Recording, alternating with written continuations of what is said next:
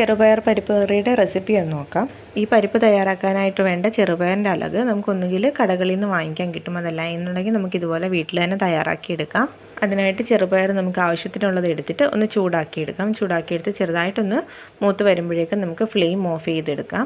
ഇത് നമ്മൾ മിക്സിയുടെ ജാറിലിട്ടിട്ട് ഒന്ന് കറക്കി എടുത്തു കഴിഞ്ഞാൽ നമുക്ക് ഇതൊന്ന് സ്പ്ലിറ്റായിട്ട് കിട്ടും. ഇതിൻ്റെ തൊലിയൊക്കെ ഒന്ന് മാറി കിട്ടും. നമുക്കത് മുറത്തിലോ എന്തെങ്കിലും ഇട്ടൊന്ന് പാറ്റി എടുത്തു കഴിഞ്ഞാൽ ആ തൊലിയെല്ലാം നമുക്കത് മാറി കിട്ടും. നേരത്തെ കുറച്ചെടുത്ത് നമ്മൾ തയ്യാറാക്കി വെച്ച് കഴിഞ്ഞാൽ നമുക്ക് ആവശ്യമുള്ളപ്പോൾ ഇത് തയ്യാറാക്കാനായിട്ട് എടുക്കാം.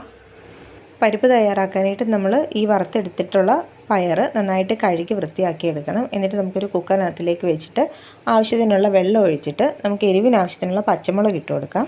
അല്പം മഞ്ഞൾപ്പൊടിയും അതുപോലെ തന്നെ ഉപ്പും നമുക്ക് ചേർത്ത് കൊടുക്കാം. ഇനി നമുക്ക് നീളത്തിൽ അരിഞ്ഞിട്ട് കുറച്ച് കൊച്ചുള്ളിയും കൂടെ ഇതിനുള്ളിലേക്ക് 1-2 കൊച്ചുള്ളി മതി, അതും കൂടെ നമുക്ക് ഇതിനുള്ളിലേക്ക് ചേർത്ത് കൊടുക്കാം. ഇനി നമുക്കിത് വേവിച്ചെടുക്കാം. വേവിച്ചെടുത്ത് കഴിയുമ്പോൾ ഇതുപോലെ നമുക്ക് നന്നായിട്ട് വെന്ത് കിട്ടും. ഇനി നമുക്കിതിനുള്ളിലേക്ക് അല്പം തേങ്ങ, അതുപോലെ തന്നെ ജീരകം, വെളുത്തുള്ളി, മഞ്ഞൾപ്പൊടിയും കൂടെ ചേർത്ത് നന്നായിട്ട് അരച്ചത് പേസ്റ്റ് പോലെ അരച്ചതും കൂടെ ഇതിനുള്ളിലേക്ക് ചേർത്ത് കൊടുത്ത് അതൊന്ന് ചൂടാക്കിയെടുക്കണം. ആ തേങ്ങയുടെ പച്ചമണമൊക്കെ ഒന്ന് മാറി വരുന്നത് വരെ നമുക്കിതൊന്ന് ചൂടാക്കിയെടുക്കണം. എന്നിട്ട് നമുക്കിതിനുള്ളിലേക്ക് കടുക് വറുത്ത് ചേർത്ത് കൊടുക്കാം. അല്പം കടുക്, കൊച്ചുള്ളി, വറ്റൽമുളക്, കറിവേപ്പില ഇത്രയും കൂടെ ഒന്ന് മൂപ്പിച്ചിട്ട് നമുക്കിതിനുള്ളിലേക്ക് കടുക് വറുത്ത് ചേർത്ത് കൊടുക്കാം.